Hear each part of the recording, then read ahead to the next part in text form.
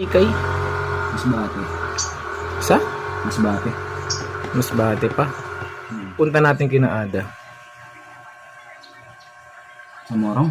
Di Diba nung ano yun, nung Ang anong buwan yun?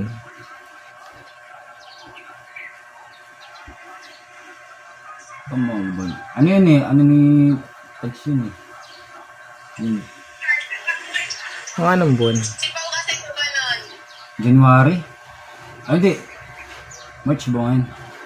January yan, ganyan. January.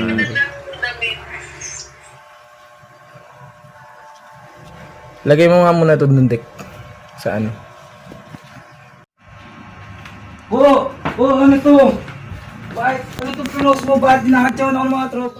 Isang araw nga, habang nagkakapi ako, may nakita akong isang lalaki na papalapit sa akin. Kinabahan ako kasi nakaubad siya. Kinausap ko siya at pinagkapi ko na rin.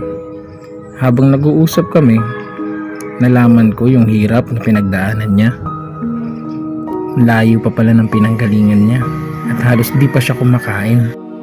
At habang nagkikwento siya, napapansin ko na namumutong mga mata niya. Ramdam ko sa bawat salita niya yung hirap na dinanas niya sa araw-araw na gutom, pagod at pangmamata ng mga tao.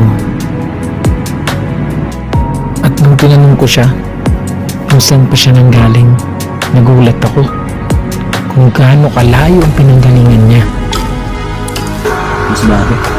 Mas bagay. Tinanong ko rin siya kung kailan pa siya huling nakakain ng totoong pagkain. At ito ang sagot niya sa akin. January yan, ganyan.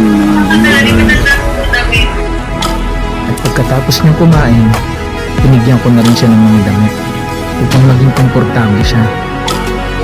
Inabutan ko na rin siya ng pera upang meron siyang panggastos sa mga susunod na araw. At makalipas ang ilang minuto, naghanda na nga siyang umalis. Sana mag-iingat ka kuya sa iyong paglalakbay.